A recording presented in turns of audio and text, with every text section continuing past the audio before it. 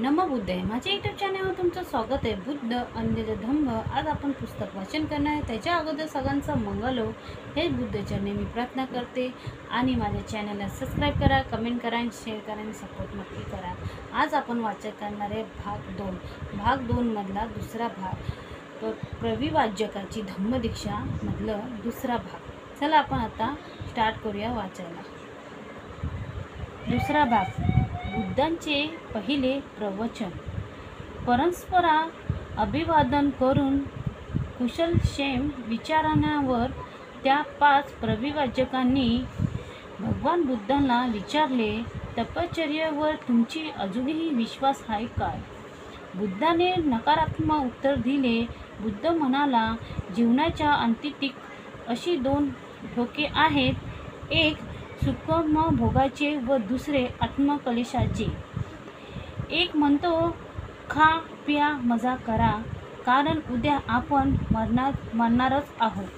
दुसरा म्हणतो सर्व वासना मारून टाका, कारण त्या पूर्वजन्माचे मूळ आहेत. हे दोन्ही मार्ग माणसाला न शोभण्यासारखे म्हणून त्यांनी ते नाकारले. भगवान बुद्ध मध्यम मार्ग मानणारे होते.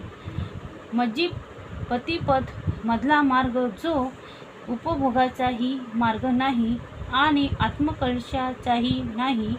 बुद्ध प्रविवाचकांना म्हणाला, माझ्या या प्रश्नाचे उत्तर द्या. जोपर्यंत तुम्ही स्वतः कार्यप्रवृत्त असतील आणि त्याचे ऐहिक व पारलौकिक भोगाचे अभिलाषा असते, तोपर्यंत सर्व आत्मक्लेश व्यर्थच नाहीत काय? ते उत्तरले, आपण म्हणता ते बरोबर आहे. जर तुम्ही आत्मक्लेशाच्या मार्गाने आपल्या कामक्वी शांत करू शकत नाही, तर आत्मक्लेशाचे दरिद्र जीवन जगून आपण स्वतःला कसे काय जिंकू शकाल? त्यांनी उत्तर दिले, आपण म्हणता ते बरोबर आहे. जेव्हा तुम्ही स्वतः विजय मिळवू शकाल, तेव्हाच फक्त तुम्ही कामतृष्णेपासून मुक्त होऊ शकाल. मग तुम्हाला सुखम भोगाची इच्छा होणार नाही आणि निसर्ग गरजाच्या तृप्तीमुळे तुमच्याशी मलिन विकार निर्माण होणार नाही. तुमच्या शारीरिक गरजेनुसार तुम्ही खा प्या. सर्व प्रकारचे शक्तिपात करणारी असते. विषयशक्ती मनुष्य कामवासनाचे गुलाम बनतो.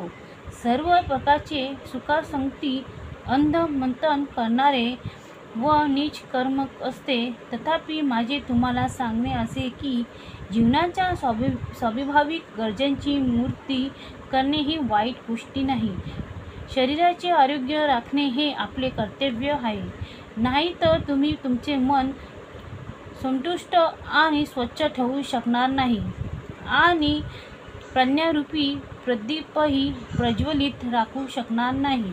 हे परिवाचक ही गोष्ट समजून घ्यावी की ही 2 अंतितिक ठोके असे आहे की माणसांनी त्यांचा कधीही अवलंब करू नये.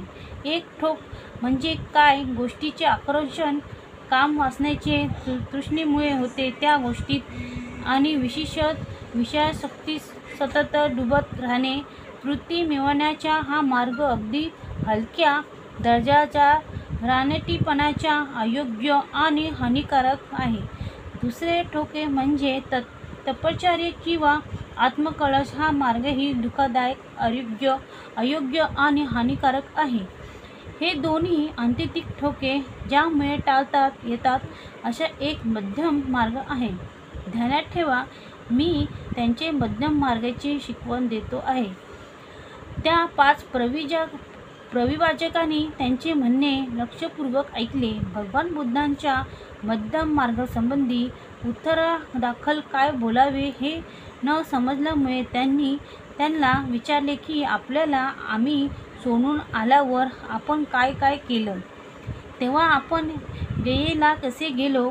पिंपळाच्या झाडाखाली आपण चिंतन करीत कसे बसलो आणि 4 आठवड्यात सतत चिंतन केल्यावर आपणास ज्ञानप्राप्ती झाल्यामुळे आपण नव्या जीवनमार्ग कसा शोधून काढला, हे सर्व भगवान बुद्धाने त्यांना सांगितले. हे ऐकल्यावर तो मार्ग कोणता हे जाणून घेण्याची ते प्रविवाचक अधीर झाले आणि तो मार्ग स्पष्ट करून सांगण्याविषयी त्यांनी भगवान बुद्धांना प्रार्थना केली. भगवान बुद्धाने त्यांची विनंती मान्य केली. सुरुवातीला भगवान बुद्धाने त्यांना सांगितले की आपला जो मार्ग, जो धम्म आहे, त्यांना ईश्वर आणि आत्मा यांच्याशी काही कर्तव्य नाही. त्यांचा मरणानंतर जीवनाशी कसलाही संबंध नाही. तसेच त्या धम्माचा कर्मकांडाशी काही संबंध नाही.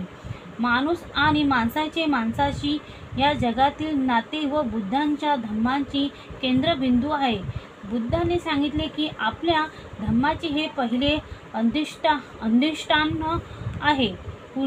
मनुष्य प्राणी दुःखात, देण्यात आणि दारिद्र्यात राहत आहे, हे त्यांचे दुसरे तत्व होय.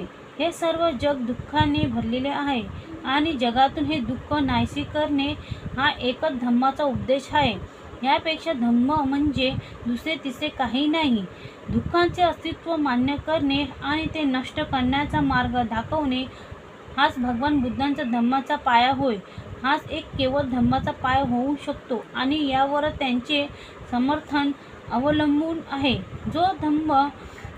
जो धर्म ह्या प्राथमिक गोष्टीचा स्वीकार करीत नाही तो धर्मच नव्हे, खरोखरच हे प्रविवाचक होय.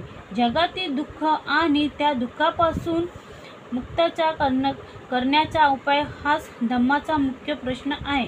हे ज्या श्रमणांचे आणि ब्राह्मणांना धम्मोपदेशकांना हे समजत नाही ते माझे मते श्रमण आणि ब्राह्मण नव्हेतच.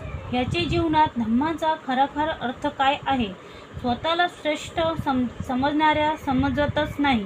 नंतर प्रविवाचकांनी बुद्धांना विचारले, दुःखांचे अस्तित्व मान्य करणे आणि दुःख नाहीसे करणे ह्याच जर आपल्या धम्माचा पाय असेल तर आपला धम्म दुःख कसे नाहीसे करतो सांगा. भगवान बुद्धांनी सांगितले की या धम्मानुसार जर प्रत्येकाने पवित्रांचा मार्ग अनुसरला आणि सदाचरणाचा मार्ग स्वीकारला आणि शिलामार्गाचा अवलंब केला तर त्यामुळे हा दुःखाचा निरोध होईल. आणि त्यांनी सांगितले की अशा धम्माचा आविष्कार आपण केला.